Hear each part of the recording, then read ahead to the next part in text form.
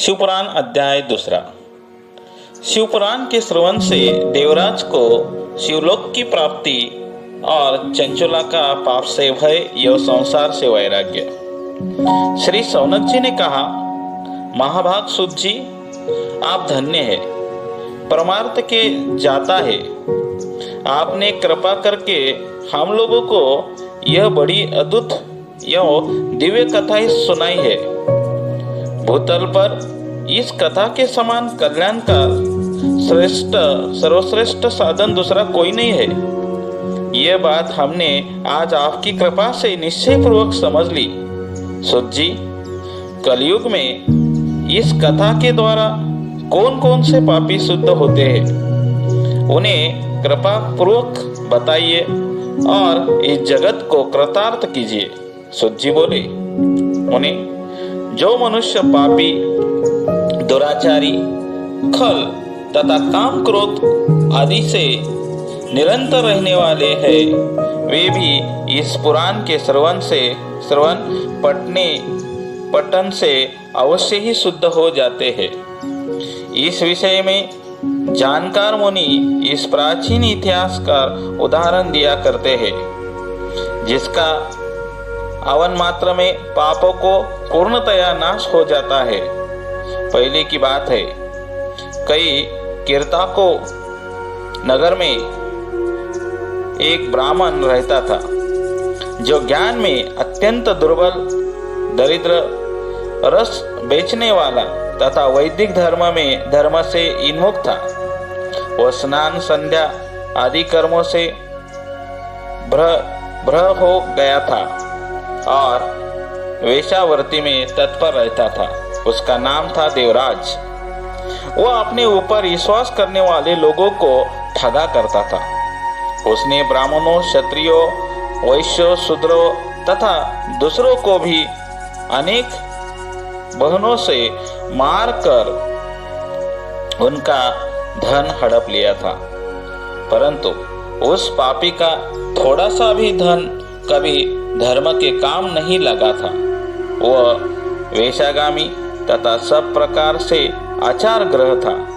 एक दिन घूमता घूमता वह देव योग से प्रतिष्ठानपुर जोशी प्रयाग में पहुंचा। वहां उसने एक शिवालय देखा, जहां बहुत से साधु महात्मा एकत्र हुए थे।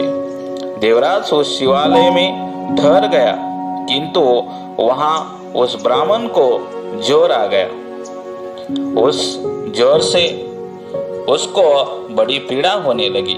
वहां एक ब्राह्मण देवता शिवपुराण की कथा सुना रहे थे। जोर में पीड़ा हुआ देवराज ब्राह्मण के मुखारविंद से निकली हुई उस धक्का को निरंतर सुनता रहा। मास के बाद वह जोर से अत्यंत पीड़ित होकर चल बसा। यमराज के दूत आए और उसे पोशले बांधकर बलपूर्वक यमपुरी में ले गए। इतने ही शिवलोक से भगवान शिव के पार्षदगण आ गए। उनके और कर्पूर के समान उज्जवल थे। हाथ त्रिशूल सुशोभित हो रहे थे। उनके संपूर्ण मर्मले उसासी थे और साक्ष्य की मालाएं उनके शरीर की शोभा बढ़ा रही थी। वे सब के सब क्रोधपूर्वक यमपुरी में गए और यमराज के दूतों को मार पीट कर बारंबार धमका कर उन्होंने देवराज को उनके चांगुल से छुड़ा लिया और अत्यंत अद्भुत विमान पर बिठाकर जब वे शिवदूत कैलाश जाने को उद्यत हुए, उस समय यमपुरी में बड़ा भारी कोलाहल मच गया। उस कोलाहल को सुनकर धर्मराज अपने भवन से बाहर 10 पुराण आए। साक्षात दूसरे समान प्रतीत होने वाले उन चारों दूतों को देखकर धर्मराज ने उनका विधि पूर्वक पूजन किया और ज्ञान दृष्टि से देखकर सारा वृतांत जान लिया। उन्होंने भय के कारण भगवान शिव के उन महात्मा दूतों से कोई बात नहीं पूछी, उल्टी उन्हें सबकी पूजा एवं प्रार्थना की। तत्पश्चात वे शिवदूत कैलाश को चले गए और वहां पहुंचकर उन्होंने उस ब्राह्मण को दयासागर शिव के हाथों में सौंप दिया।